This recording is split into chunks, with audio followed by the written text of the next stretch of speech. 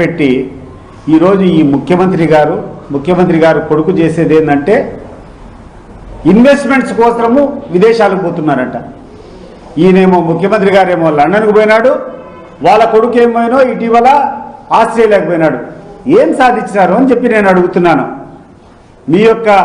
మీ యొక్క పరిస్థితుల్లో ఈరోజు కూర్చొని మీ విదేశీ పర్యటన వల్ల ఈ రాష్ట్రానికి కానీ ఈ రాష్ట్ర ప్రజలకు కానీ ఒరిగింది ఏంది అని చెప్పి ఈరోజు మీరు ఎక్స్ప్లెనేషన్ ఇవ్వాల్సినటువంటి పరిస్థితి.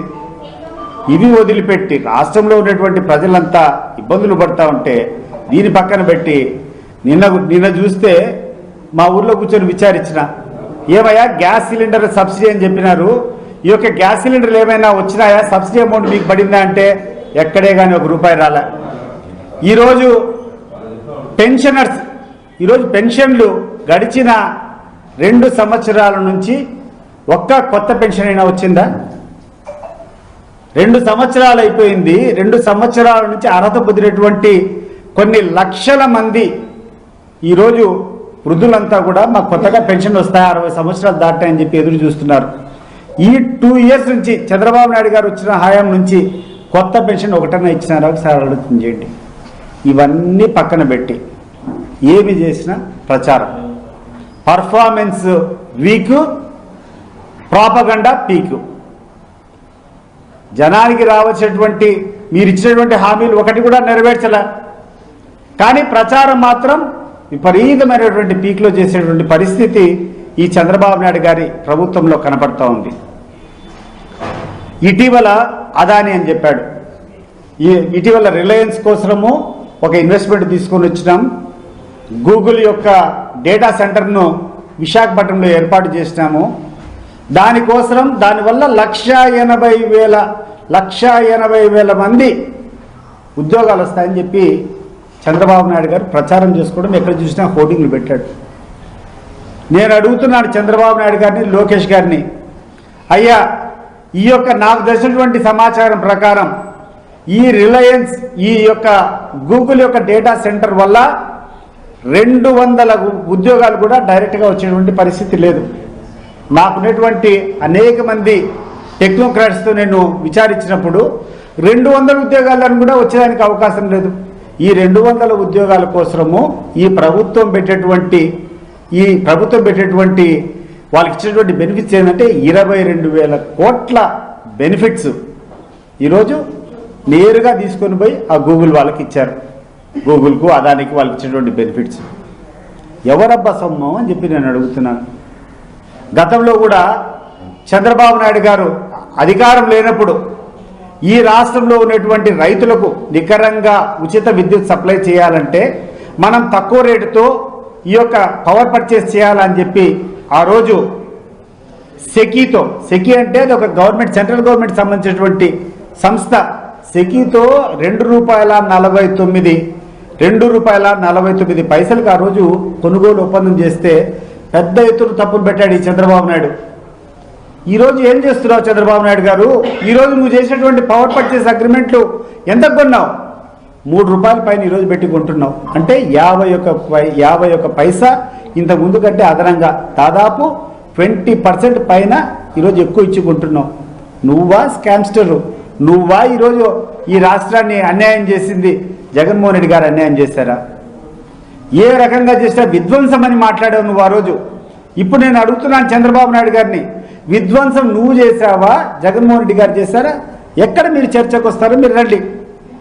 ఆ రోజు పెద్ద ఎత్తున రోజులు కూర్చొని నువ్వు మాట్లాడావు. ఆ రోజు ₹2.49 సెకీతో ఒప్పందం చేసుకుంటే అది పెద్ద తప్పు, ఈ రాష్ట్రం యొక్క డబ్బులంతా దోచుకొని పోతున్నారని చెప్పి నువ్వు ఆ రోజు మాట్లాడావు. మరి ₹2.49 ఆ రోజు తప్పు చేస్తే ఈరోజు ₹3 కొంటున్నావు నువ్వు. ఎంత నీ కిక్ బ్యాక్స్ వస్తున్నాయి నువ్వు చెప్పాలని చెప్పి నేను కోరుకుంటున్నాను. మీరు చేసేటువంటిది మీ యొక్క ప్రచారం ఎంత దౌర్భాగ్యం ఉందంటే, ఇటీవల చంద్రబాబు నాయుడు గారు విజయవాడ రోడ్లో నడుచుకుంటా పోయినాడు. నడుచుకుంటా ఆయన చెప్పేది ఏంటంటే జిఎస్టీ సంబరాలు అంట. కేంద్ర ప్రభుత్వము కొన్ని కమాడిటీస్లో ఇంతకుముందు 28% కొన్ని, 18% కొన్ని 3 స్లాబ్లు ఉంటే 28% అనేది తీసేసి అవన్నీ కూడా 18% స్లాబ్లకి చేర్చడం జరిగింది. అది బీజేపీ ప్రభుత్వం సెంట్రల్లో ఉన్నటువంటి కేంద్ర ప్రభుత్వం తీసుకున్నటువంటి నిర్ణయం. దాన్ని కూడా నువ్వు పెద్దగా తీసుకొని అదేందో నువ్వు చేసినావని చెప్పి ప్రచారం చేస్తావు. నేను చంద్రబాబు నాయుడుని ఒక్కటే అడుగుతున్నా, అయ్యా ఈ రాష్ట్రంలో పెట్రోల్ డీజిల్ ఎంతున్నాయి ధరలు? నేరుగా ఈ యొక్క రాష్ట్ర ప్రభుత్వం వేసినటువంటి పన్నుల మూలంగా ఏ రాష్ట్రంలో లేనంత ఎక్కువ ధరలు ఈ రాష్ట్రంలో ఉన్నాయా లేదా? చంద్రబాబు నాయుడు గారు, లోకేష్ గారు మీరు చెప్పండి. పక్కనటువంటి రాష్ట్రాల్లో చూస్తే ఢిల్లీలో డీజిలు 87 రూపాయల 67 పైసలు. ఆంధ్ర రాష్ట్రంలో ఎంతండి? 96 రూపాయల 92 పైసలు. అంటే దాదాపు 9.5 రూపాయల డిఫరెన్స్ ఢిల్లీకి, ఏపీకి. దేనివల్ల వచ్చింది ఈ డిఫరెన్స్? ఈ రాష్ట్రంలో మీరు అదనంగా వేసేటువంటి పన్నుల వల్ల ఈ యొక్క డిఫరెన్స్ వచ్చింది. ముంబైలో 90 రూపాయలు, మనకు 97 రూపాయలు, ఆడికి ఇడికి 7 రూపాయలు తేడా.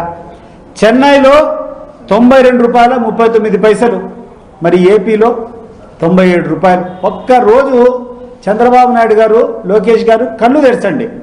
Bordering state, especially Chandrababu Naidu garu స్పష్టంగా చెప్తున్నాను, నీ కుప్పం నియోజకవర్గంలో ఒక్క పెట్రోల్ బంక్ కూడా జరగడం లేదు. ఎందుకంటే పక్కనటువంటి కర్ణాటకకు పోయి డీజిల్ పట్టుకొని న్యూతలకి వస్తాంటారు. ఎన్నికలప్పుడు లోకేష్ మాట్లాడాడు పెద్ద ఎత్తున ఈ తేడా అంతా ఉందని చెప్పి. నీకు ధైర్యం ఉంటే నీ చేతిలో ఉండేటువంటి పన్ను ఈ రాష్ట్రంలో ఉన్నటువంటి కొన్ని కోట్ల మందికి, సామాన్య ప్రజలకందరికీ ఉపయోగపడుతుంది. ఇటువంటి ప్రతి సామాన్యుడు మోటార్ సైకిల్ వాడతాడు, ప్రతి ఒక్కడు ఒక రైతు అయితే కన్నా ట్రాక్టర్ వాడతాడు. ఈ డీజిల్ పెట్రోల్లో ఉన్నటువంటి వ్యత్యాసం వల్ల, నువ్వు చేసేటువంటి దోపిడీ వల్ల అనేక మంది ఈ రాష్ట్రంలో ఉన్నటువంటి ప్రజలంతా ఇబ్బంది పడుతుంటారు. దాన్ని తగ్గించుకో. నీకేమైనా సత్తా ఉంటే దాన్ని తగ్గించుకొని, నేను తగ్గించేసాను, గతంలో ఎక్కువ ఉంది, ఈరోజు నేను తగ్గించాను అని చెప్పి చెప్పుకో. అది కాకుండా జిఎస్టీ సంబరాలని చెప్పి ఎవరో చేసేటువంటి దాన్ని నువ్వు ప్రచారం చేసుకోవడం ఏంది అని చెప్పి నేను అడుగుతున్నా. ఏమైనా ఈ రాష్ట్రంలో ఉన్నటువంటి ప్రజలు పిచ్చోళ్ళ? ఈ రాష్ట్రంలో ఉండేటువంటి వాళ్ళు ఏమైనా తిక్కలా? నిన్న చూస్తే ఇన్ని వైఫల్యాలు. నువ్వు చెప్పినటువంటి ఒక్క హామీ నెరవేరలా. గ్యాస్ డబ్బులు ఇవ్వడం లేదు, ఆ తర్వాత కొత్త పెన్షన్లు అనేది ఊసే లేదు. నీకు చెప్పినటువంటి రైతులకు మార్కెట్ ఇంటర్వెన్షన్ పక్కన పెట్టు, నువ్వు 20,000 రూపాయలు ప్రతి సంవత్సరం ఇస్తా అని చెప్పినావు, 5,000 ఇచ్చి పక్కన పెట్టినావు. ఈరోజు మిగతా డబ్బులు ఎప్పుడు ఇస్తావో నువ్వు చెప్పేటువంటి పరిస్థితుల్లో లేవు. మరి ఇన్ని ఇబ్బందుల్లో ఉంటే రాష్ట్ర ప్రజలు, నువ్వు కూర్చొని డైవర్షన్ ప్రజల్ని ఎట్లా డైవర్ట్ చేయాలనుకుంటున్నావు అంటే, అక్కడ ఏదో క్రికెట్ మ్యాచ్ ఒకటి సౌత్ ఆఫ్రికా వర్సెస్ ఇండియా ఒక మ్యాచ్ జరిగితే ఆ మ్యాచ్ అంతా కూడా నీకు ఇక్కడ టీవీలు పెట్టుకొని, పెద్ద టీవీలు పెట్టుకొని ప్రచారం చేస్తావు. ఏమొస్తుంది? చంద్రబాబు నాయుడు గారు ఏమన్నా ప్రజలు ఏమన్నా పిచ్చోళ్ళ? నువ్వు ఒక క్రికెట్ మ్యాచ్, మా ఇళ్ళలో టీవీలు ఉండవా? ఇన్నటువంటి ప్రతి ఒక్కరి ప్రజలు ఇంట్లో టీవీలు లేవు, మేము చూసుకోలేమా మా దాంట్లో? దానికి నువ్వు ఏదో పెద్ద ఎత్తున ప్రోత్సాహం ఇచ్చినట్టు, నువ్వు దానికి పెద్దగా కవరింగ్ ఇచ్చినట్టు, ఇండియాని గెలిపించినటువంటి బాధ్యత అంతా నీ భుజస్కంధాల మీద వేసుకొని నువ్వు గెలిపించినట్టు ఫీలింగ్ ఇవ్వడం తప్పితే ఈ రాష్ట్ర ప్రజలకు ఒరిగింది నేనేం చెప్పి నేను అడుగుతున్నాను.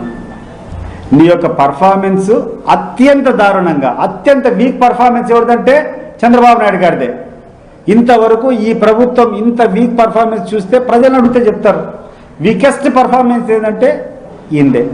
కానీ ఈయన యొక్క ప్రాపగండా చూస్తే మాత్రం ఇంకా ప్రపంచం అంతా ఈయనే తీసుకొని వచ్చినటువంటిది. ప్రపంచ కప్పు ఈయనే గెలిపించినాడు, ప్రపంచంలో ఉండేటువంటి బెనిఫిట్లంతా ఈయనే చేసినాడు, జిఎస్టీ ఈయనే తగ్గించినాడు, అన్నీ ఈయనే చేసినట్టు బిల్డప్ ఇవ్వడం తప్పితే ఏం జరిగింది అని చెప్పి నేను అడుగుతాను.